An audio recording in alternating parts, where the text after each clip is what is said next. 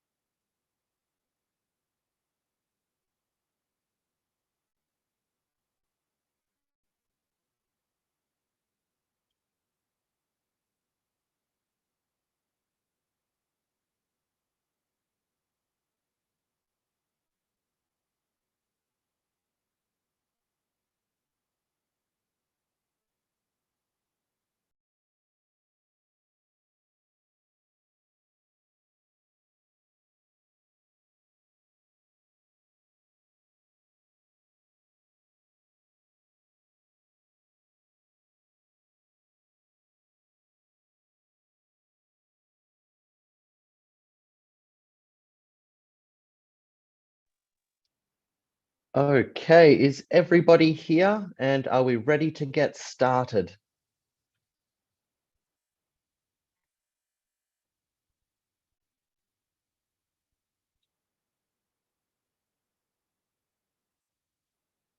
I shall take that as a yes. Okay, so just to welcome everybody to this persuasive writing course. Um, so I've got a number of great lessons planned for you. And the good part about this course is that because we are focusing on uh, persuasive writing, we're going to be able to break these lessons down and really slow it down a bit. So we'll be able to learn lots and lots about persuasive writing, and we won't have to move through these lessons too quickly. So just to let you know about some of the things that we're going to be discussing over the next, I think, 12 weeks. We're going to be looking at topics like today will be understanding persuasion. We're going to learn about the basics of persuasive writing, learning how to identify our audience. We're going to learn how to construct strong arguments, use evidence, use emotive language and powerful words to really get our readers feeling how we want them to feel. We're going to have a lot of practice at writing persuasive sentences. And then from there, we're going to expand those into writing persuasive paragraphs. We've got a lesson to focus on counter arguments. We're going to learn how to revise our persuasive writing and learn how to edit. So to fix any mistakes and just make it as good and strong as possible. And then we're going to draft a persuasive letter and we're going to write that persuasive letter. And so we're going to have a lot of lessons to be able to really focus on this stuff. So we're going to get a good, strong understanding of it all. But today's lesson, just for a second there, I thought my mute was still on. But for today's lesson, we are going to define persuasion and understand its importance. So first of all, I would like to begin by defining the word persuasion and give you some examples of using persuasion. So first of all, persuasion is when you try to get someone else to agree with your ideas or to do it. So some everyday examples might be, let's say you really want a pet puppy dog. You might try to persuade your parents to let you get one by saying that a puppy would be a good friend for you, or that taking care of a puppy would help you learn responsibility. So see how in that example, I pointed out the good things that can happen if I was to get that puppy. Or another example is if you're at a friend's house and they want to play a video game, but you want to play a board game, you might try to persuade them by saying the board game is really fun, or it's a beautiful day outside and you could play it in the garden. So providing good reasons to people for wanting to do something, that is really what persuasion is all about. One more example is if you just read a great book and you want your friend to read it too, you might try to persuade them by telling them about the exciting parts of the story or how much you think they might like the main character. So in all of these examples, like I said, it's just pointing out the good things about something you want somebody to do. So now I'm going to throw it over to you guys. It's your turn. Can you think of any examples of persuasion that you have either used or that somebody else has said to you? Can you think of any examples?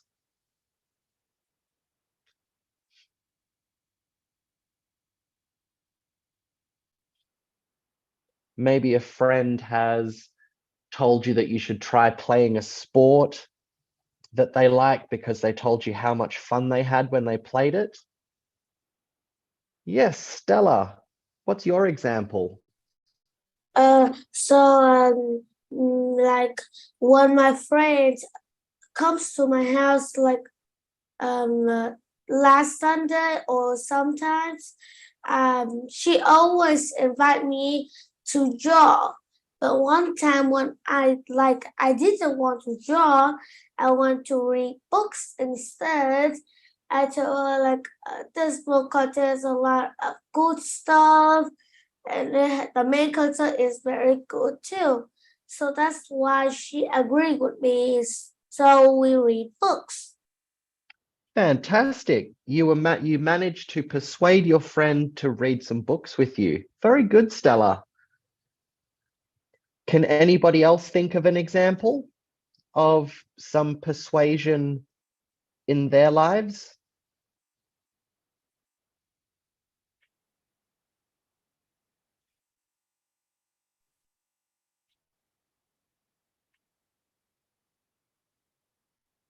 Anybody else?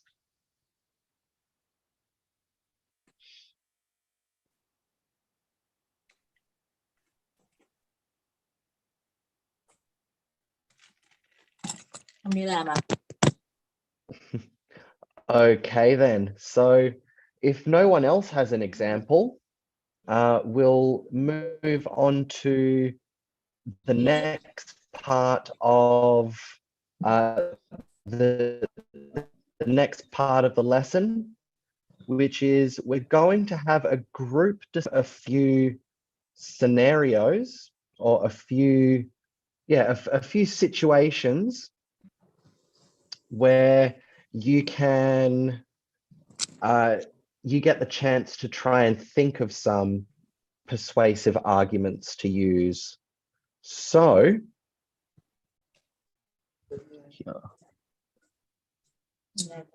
Con vừa cướp oh yeah.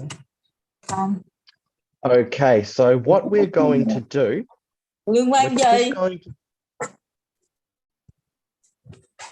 Hello? Okay, so what we are going to do is I'm going to give you some scenarios and I want you guys to try and think of some ways And I want you guys to try and think of some ways that you might persuade somebody in that situation. So our first example, you want your parents to let you stay up 1 hour later than your usual bedtime. What are some things you could say to persuade them to let you? So if you have any ideas, just raise your hand and I'll invite you to speak. So let's get our thinking caps on, guys. I want to hear as many possible answers as possible. So you want your parents to let you stay up 1 hour later than your usual bedtime. How would you persuade them to let you?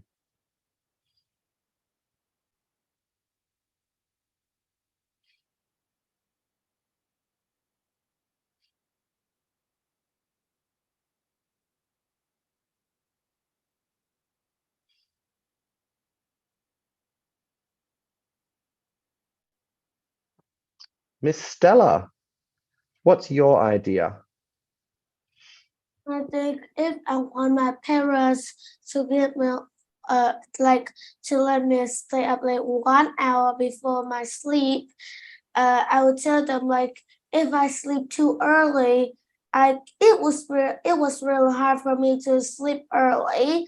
It was like I would be wide awake, and it will avoid me from reading books in the night with the lights up, because sometimes when Okay, so I haven't.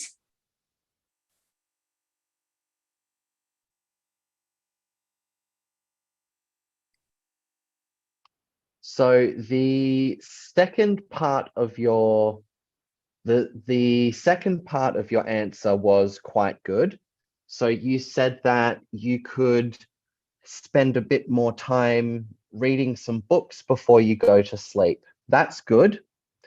But to persuade somebody, I wouldn't try to say, I wouldn't try to say, oh, I won't be able to go to sleep yet, because persuasion works best when you are positive, when you say good things.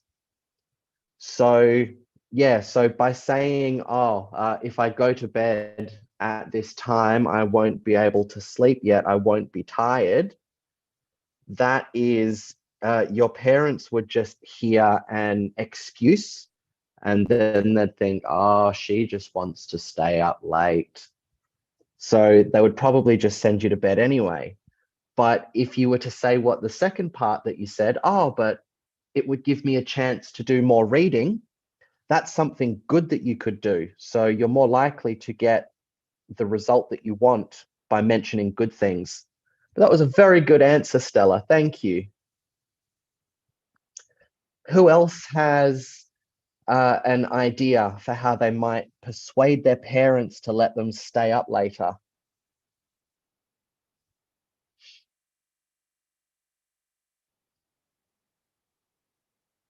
We've got about another 15 minutes on this topic, so it's going to go a lot better if we all start contributing. Who has an idea?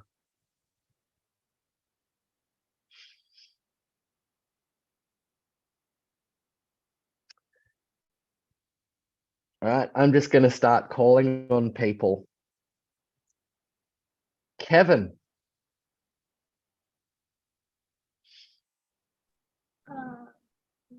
What? I can hear. So if they said that I have. Hello.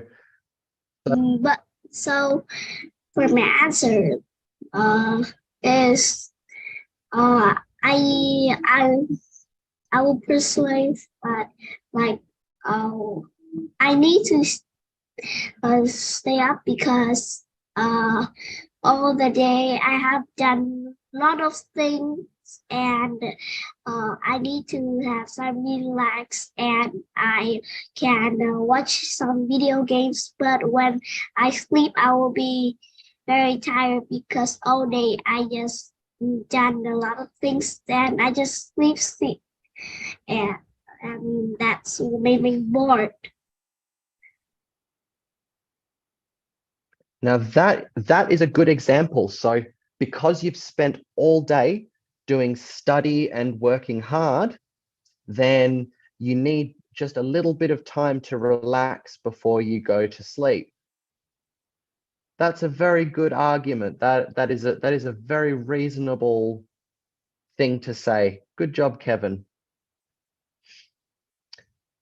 How about you, Michael? Do you have an example of how you could persuade your parents?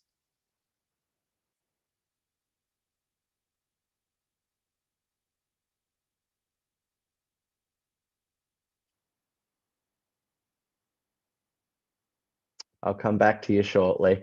All right, Bona Trang. Whoop. Sorry, I meant to click ask to unmute.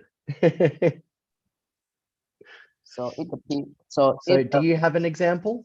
yes is if my parents give me 1 hour sleep, that means like I will play board games with my mom and my sister for like 30 minutes, and after 30 minutes I read some comic books, but like the nice book for like 30 minutes. The reason the parents give me 1 hour sleep because, example, I go sleep at 10 o'clock. So 10 o'clock, I didn't very tired or sleepy. And if the parents give me 1 hour so late sleep, that means I'm very tired and very sleepy. Very good. So you would ask for that extra hour to play some board games with your family and then read some comic books to relax to go to bed. That's good. Thank you very much. Okay. Jin, do you have, whoop, he went away. Let's change. Conan, do you have an example? Yes, I do. I will ask Fantastic. Let's hear it. mom like, Mom, can I stay up late so that I can do the activity? For it depends on how long the activity is, and the activity is about 1 hour. I will ask Mom that can I do it? Your microphone is very hard to hear. I can't hear what you're saying.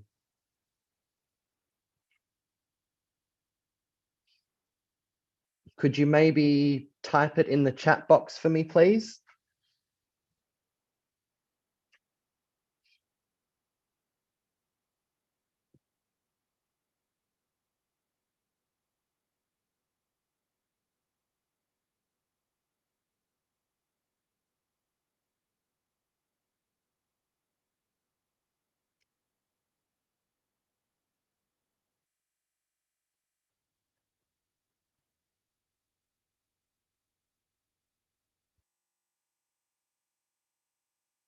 Okay, while Conan is typing up his answer, I'll give you a few possible examples, and then we'll move on to our next situation.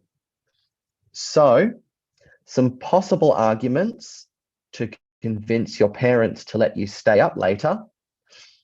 You could express how you've been managing your time well and finishing your homework efficiently, which is quite similar to an answer that we got before, where you need some time to relax after working hard all day. Oop, Conan has an answer. I will ask my mum, can I make the activities and my homework? And I will read books after that. It will take 1 hour.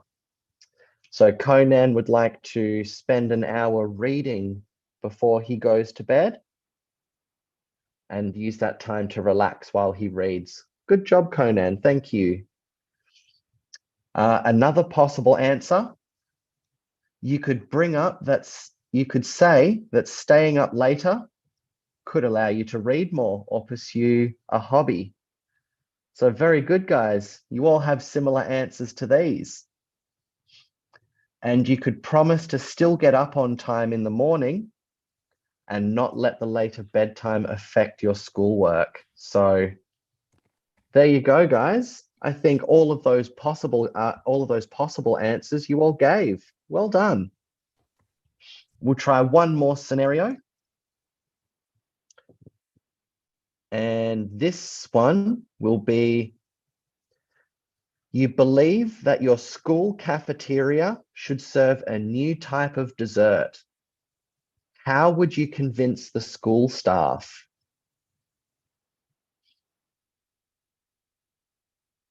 So you want your school cafeteria to serve a new type of dessert.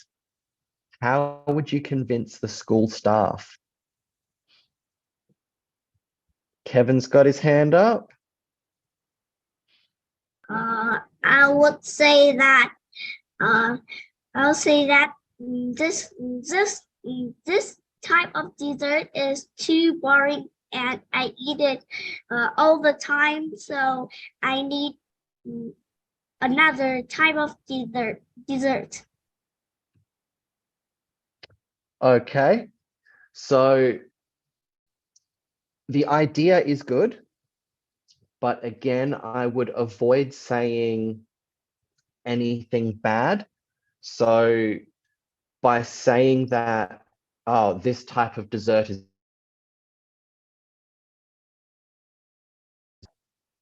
because you're saying that the current dessert is boring, the school staff might get a bit, no, he said it's boring, we're not going to change it. So the idea is good, however, so you could say something like, it would be nice to have a bit more variety, to have some different desserts to choose from. So because you're saying it in a nice way, people are more likely to agree with you. But good idea, Kevin. That was a good idea. Does anyone else have an example? Miss Stella, what's your idea to persuade the school staff? If I eat too many of them, they are still nice, but I think they should give more different desserts so the other children can choose, not eating only one, because if they eat only one type, even though it's delicious, they still like it, but it will affect their favorites, like another children like this, but the cafeteria only have this, and the children wouldn't eat the dessert, and maybe they skip dessert. I understand that. So more variety would be a good thing. I understand that. And Bona Trang has an idea. What would you like to suggest? So I suggest that I'll try to convince that cafeteria needs more dessert, because the reason I try and convince the cafeteria to get more desserts is every school I see people there has a plate like this. There's a food like soup or like meat something. They need to be dessert because too healthy, but healthy is good, but sometimes students a little bit dessert. If we eat too much desserts, that means we sore the tooth or something like that. So we can choose three options. It's the cookies, ice cream, or the something like that. Good idea. So making some suggestions to the school to suggest which kinds of desserts you and other students might like can be a good idea, because you are doing a lot of the hard work for the cafeteria staff. So you save them having to think of things to put on the menu, and it makes the job easier. That can be a good tactic as well. Good job. So Ken or Jin, do either of you have an idea you'd like to present to the class?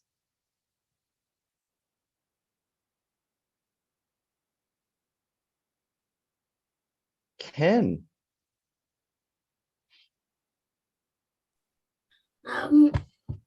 I think that school needs to add more dessert for students to choose the things that they like, because sometimes they don't like yogurt, but school just have yogurt, so they need to eat yogurt. And they also needs to put some bread too, because I think that nearly only students like bread. Thank you very much, Ken. So something that Ken said was very interesting, in that he said the school should put more desserts that the students like in the cafeteria. So that actually matches up to one of my arguments that I wrote down here.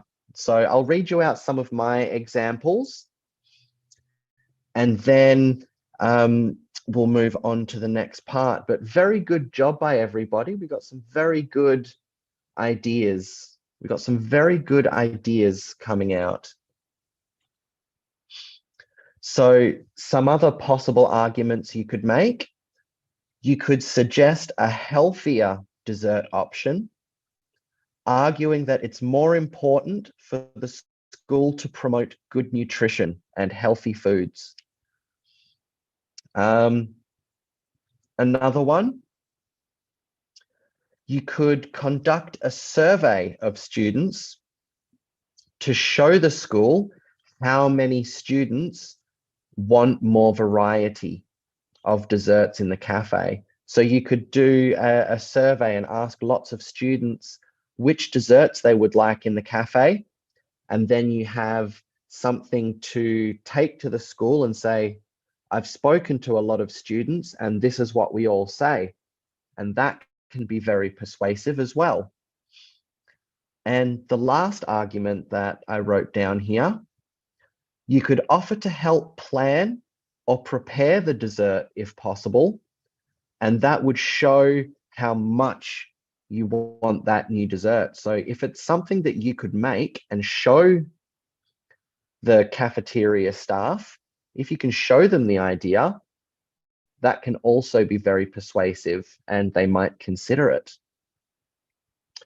So do we understand the idea of persuasion after talking about that?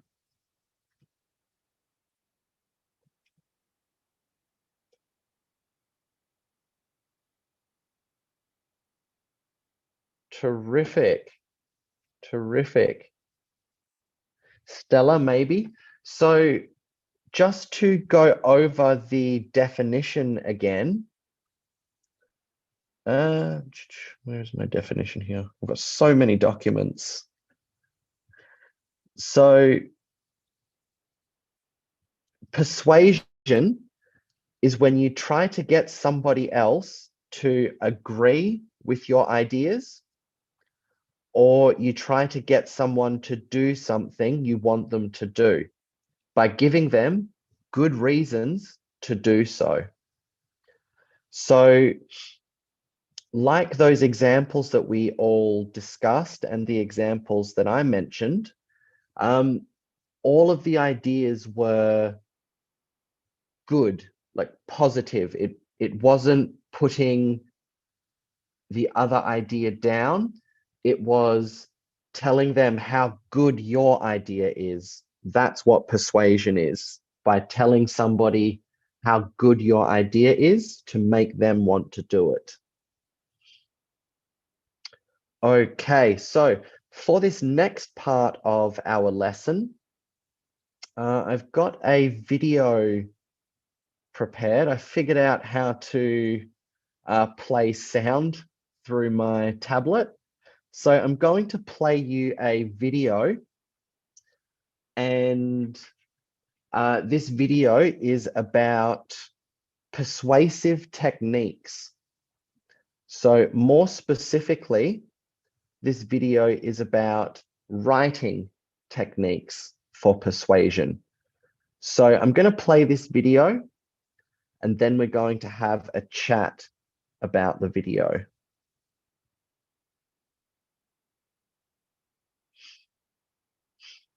So watch this.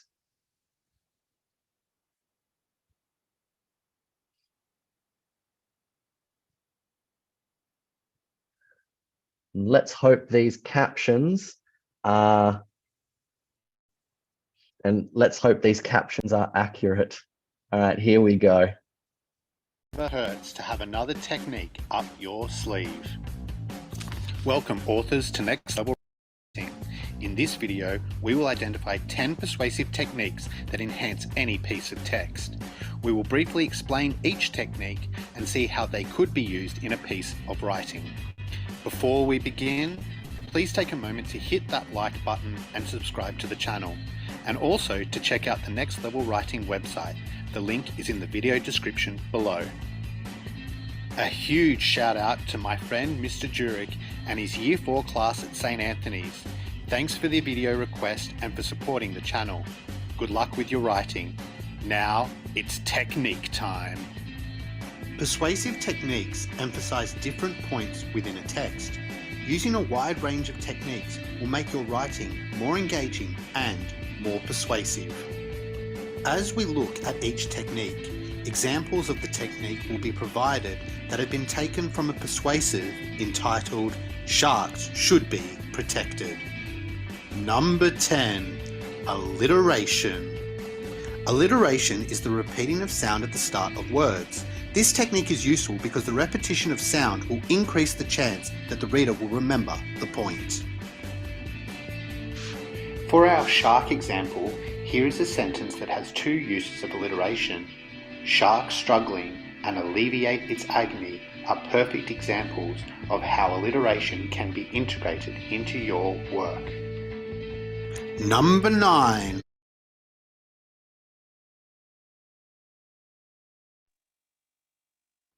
I just want to check with everybody. You're going okay with the video so far?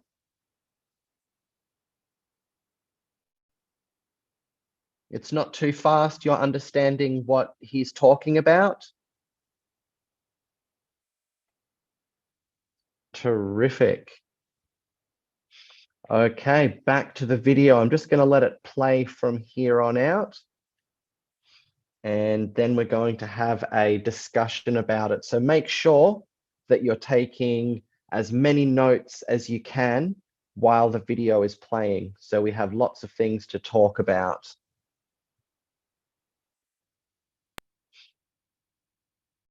Connotations. Connotations refers to the contextual meaning behind a word and are generally positive or negative. For example, if you wanted a positive connotation for the word thin, you might use slim or slender. For a negative connotation, you might use skinny or anorexic. This extract from our shark example highlights the use of connotation with the word barbaric. Barbaric enforces a negative connotation surrounding the action of culling or killing sharks. Number 8. Emotive words. Emotive words are words that provoke an emotional reaction from the reader. If you can conjure up an emotion in others, it is much more likely that they will listen and remember what you are saying. For our shark persuasive, this passage includes the emotive word agonizing. This word was selected because it evokes a feeling of pity and sadness at the thought of sharks being killed in a very painful way. Number 7. Evidence. A great argument will often have evidence to back it up. Evidence can come in many forms: facts, figures, quotes. Using evidence shows that the arguments are not just one person's opinion, but can be supported by multiple sources. This piece of evidence is a fact from Florida Museum of Natural History. It could be used to defend against the argument that sharks are dangerous by highlighting that an easily accessible item, like fireworks, are actually more dangerous and are responsible for more critical injuries each year. Number 6. Exaggeration. Authors often exaggerate or overstate something to help persuade readers of their point of view. Exaggeration can make your argument seem more important, but beware. If you use too much exaggeration, you may start losing credibility. In this example, exaggeration is incorporated through the use of the word millions. Millions is used to describe the number of reasons from the experts. While there might not be millions of reasons, it will make the reader believe that there are a number of reasons, and therefore the argument has a high level of validity. Number 5. Imagery. Descriptive writing can be a powerful persuasive technique. Describing something vividly can help direct the reader to understand a point or argument more effectively. When researching our example, we came to the conclusion that there might be some people who fear sharks. It is therefore our responsibility as an author to counteract that fear by describing the shark in a less threatening way. Number 4. Metaphor. Metaphors are a useful persuasive technique because they encourage the audience to make a connection between ideas. In our example about protecting sharks, this metaphor was used. It highlights the connection between sharks and the ecosystem of the ocean. By referring to the ecosystem as a delicate web, the author is encouraging the reader to picture what would happen if one of the threads from the web was removed. Number 3. Repetition.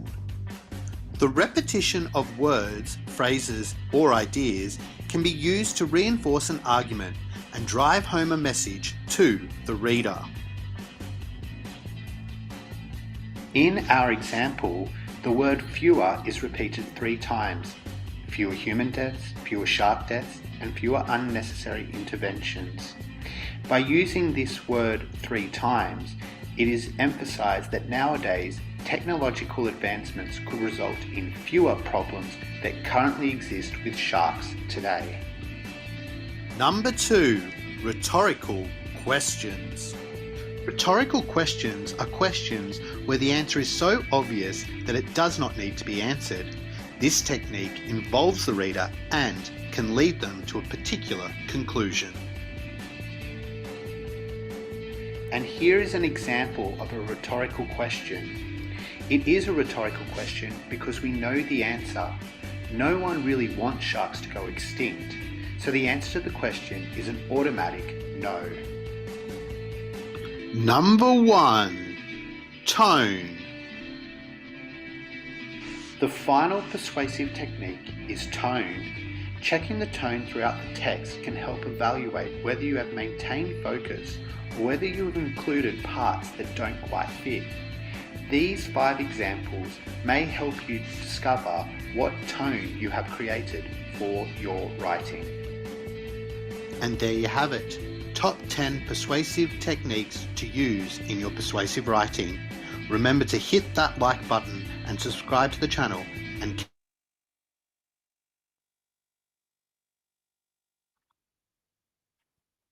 Okay, so how did you guys go with the rest of that video? Did you manage to take plenty of notes?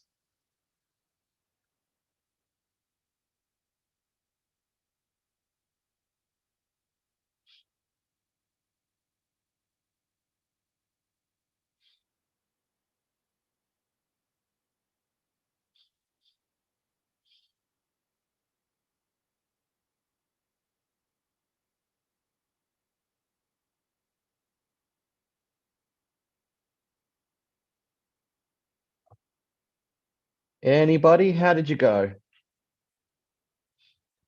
Just put a message in the chat box and just let me know how you went with that video.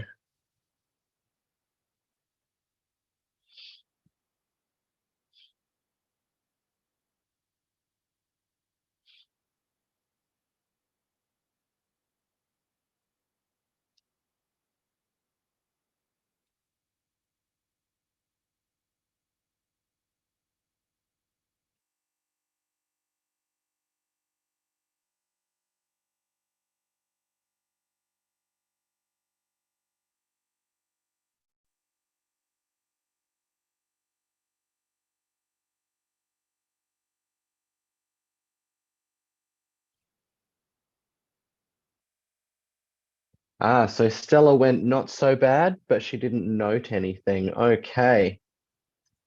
How about other people? How did you go with the video? Did you understand what they were talking about? Did not note, no worries. All right, but that's good that you understood the video at least. Now, what I would like to do, terrific. So basically you all understood the video, but you just didn't take any notes. Okay.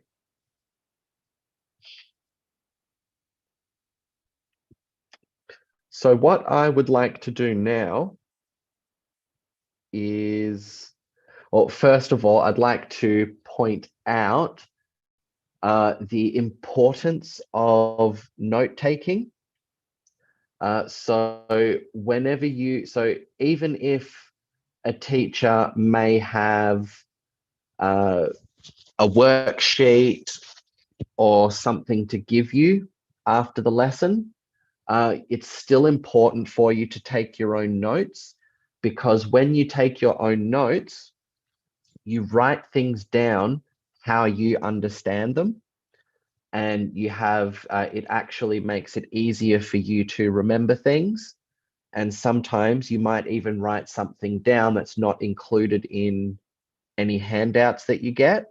So again, you'll make it easier and you might teach yourself something new as well. So our next part of the workshop, the next part of this lesson, sorry, I'm going to put up the whiteboard here.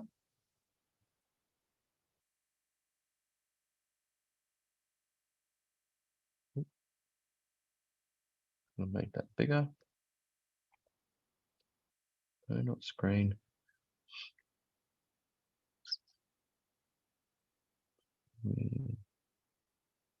Whiteboard. Okay, so what I want everyone to do is just send me a message. Send me a message in the chat box, and I want you all to tell me something that you have learned from this lesson.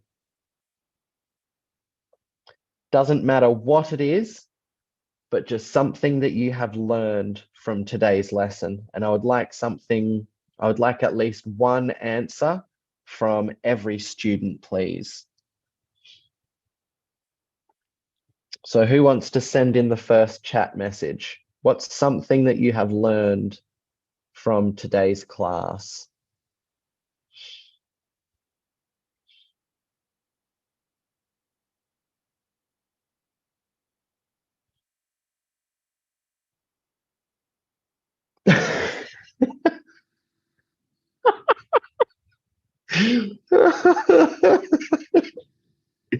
I like that answer, Stella. We should not kill sharks. That's a good answer.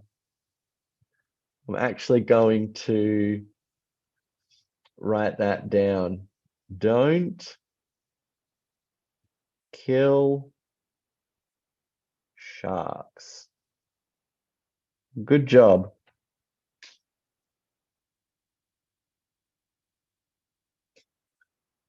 Okay.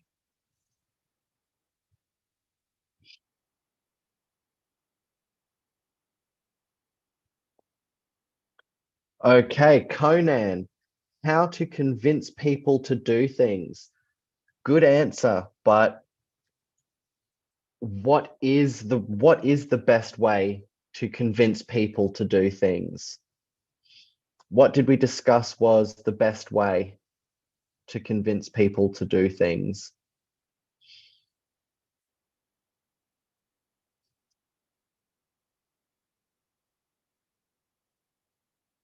How to write the writing. Okay. So just to,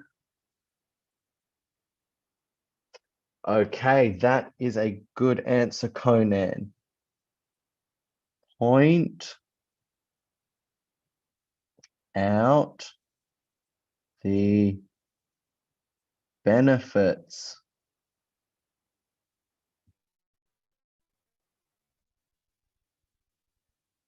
The benefits are the good things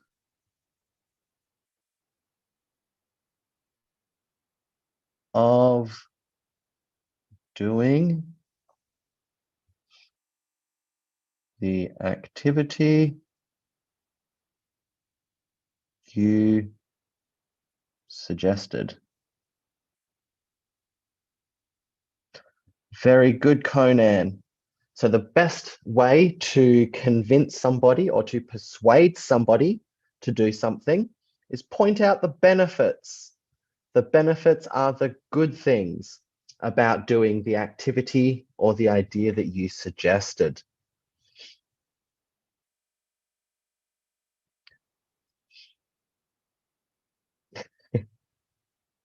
I like Bone Trang's idea. You learned about the top 10 persuasive techniques to protect some sharks. Can you give me any of those ideas? Give me one of those techniques that you remember.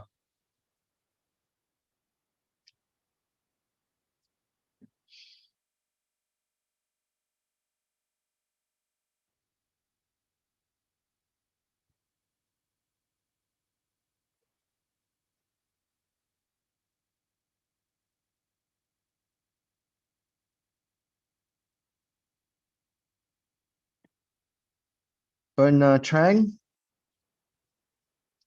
what was one of the techniques from the video that you remember?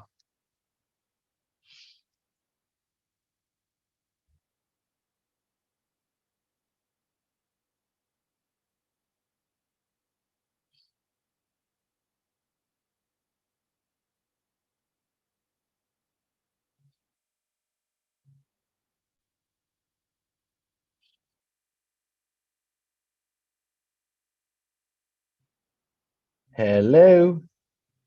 Anybody? Can you remember any of the techniques from the video that we watched?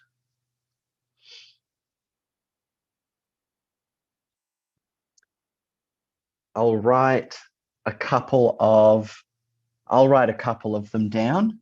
So there was repetition. That was terrible writing. Repetition.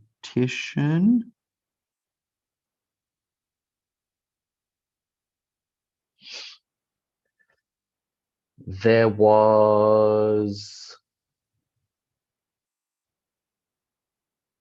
tone.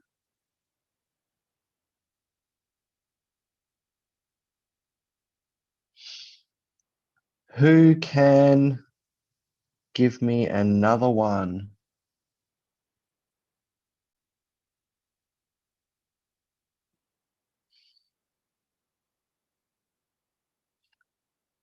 Woof. Who is cheating?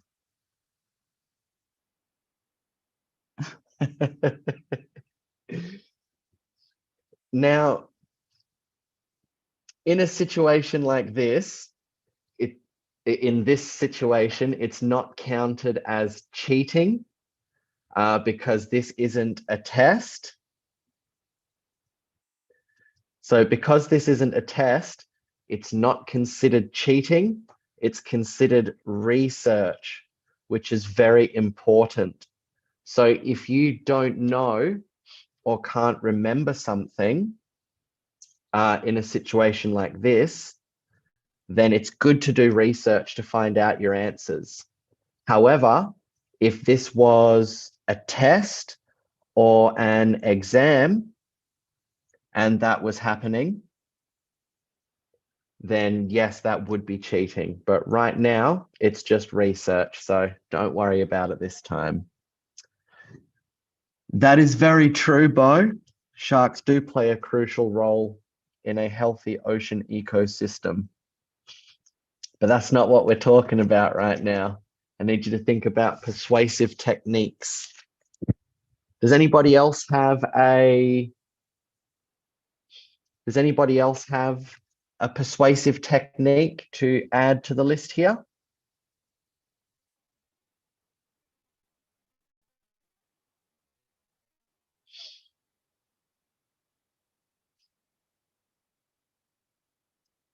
Anybody else?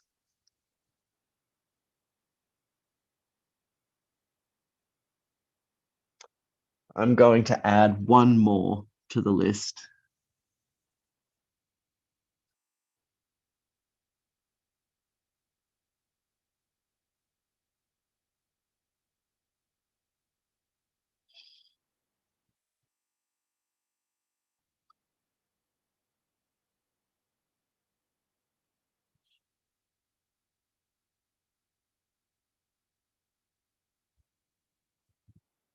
So the next one that I added was rhetorical questions.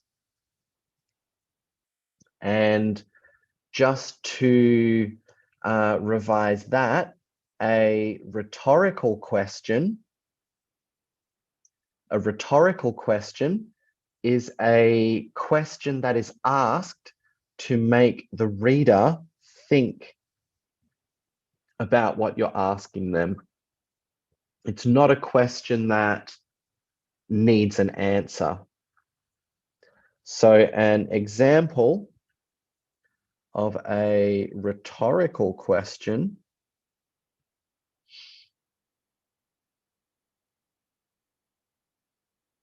I don't know if you guys can so I didn't actually have didn't have an example on that sheet.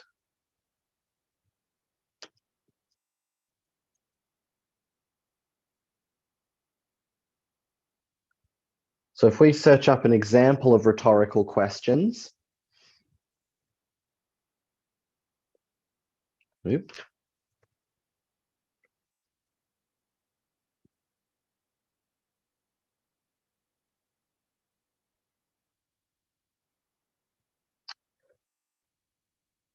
So for example, if you are running late for something, someone might ask you, what time do you call this? And they don't actually want an answer from you because they know what time it is. They were the ones that just, they were the ones that knew the time to ask you that question, but they want you to think about the fact that you're late and they want you to think about the time that it is compared to the time that you were supposed to be there. So it's just a little thinking device.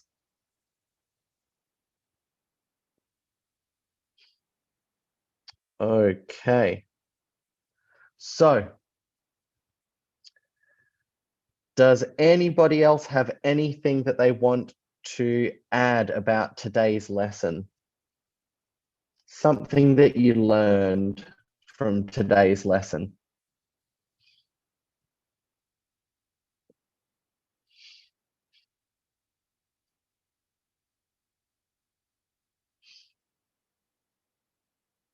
Okay, So,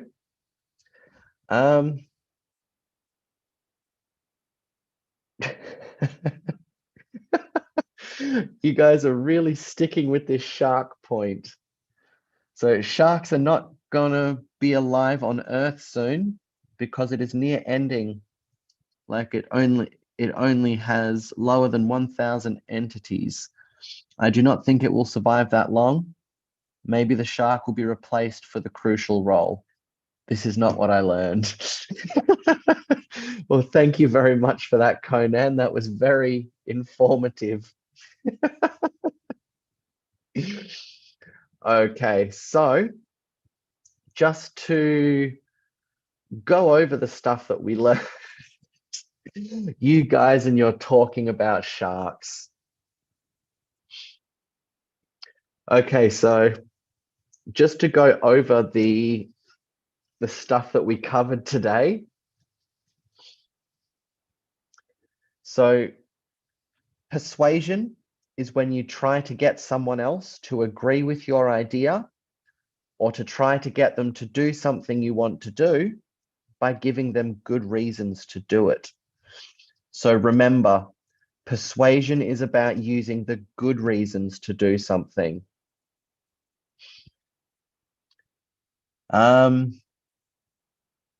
We had a nice little group discussion where we gave persuasive arguments to do things in different scenarios.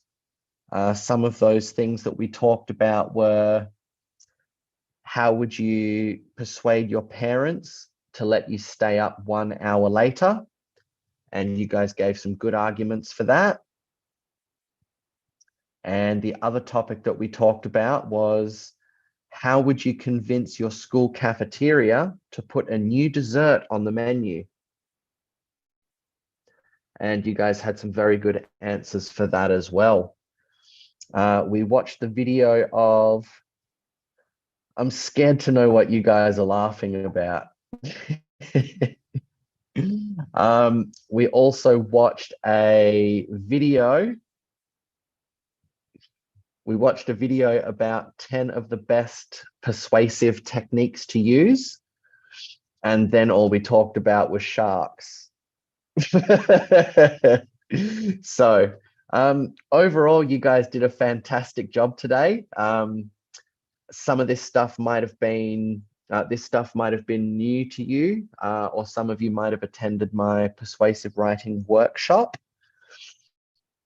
that was on Sunday or Monday night. Can't even remember what night it was, but yeah. But for most of you, I imagine this was probably new stuff. And next lesson, Mona Lisa.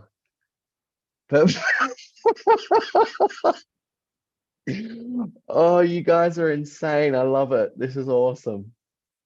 This is fun.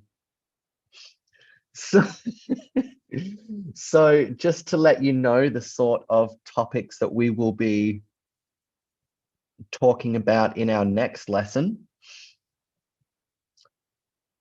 We are going to, I've got it written here. Here we go. So in the next lesson, we're going to learn the basics of persuasive writing and how it differs from other types of writing. So we're going to compare different types of writing with each other, and we're going to read a simple piece of text, and we're going to try to identify the persuasive techniques that are used in this piece of writing. Oh, Lordy, just saw that. Oh. So yeah, I just opened up the chat box and saw Conan shouting baby shark at me. Good job. You got me.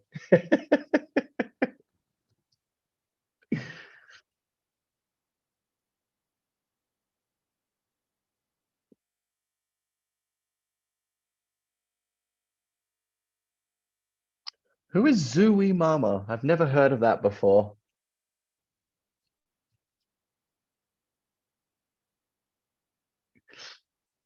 Is that a TV character or something in Vietnam?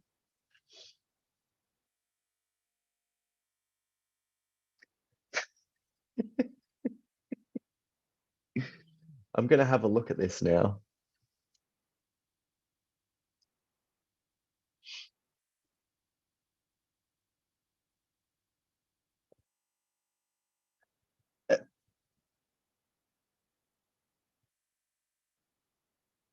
It's one of the characters from Diary of a Wimpy Kid. Are you are you, are you trying to say that I look like that? Is that what you're saying, that you think I look like Zooey Mama?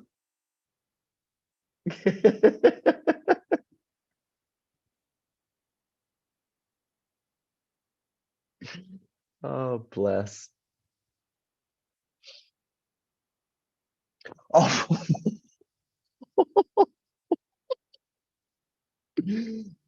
That's not nice. Okay, guys, you have done fantastic today. It was great. It was great to listen to. It was great to talk to you about persuasion, and I look forward to our next lesson together. So I'll see you guys all next time. Bye. Bye bye. Bye bye bye Bye-bye. bye bye. Bye bye. Bye, teacher. Bye bye, Bye-bye. teacher. Bye, teacher. Goodbye, everybody. Bye bye bye, teacher. Bye bye bye bye bye. Bye bye bye bye bye. Rồi.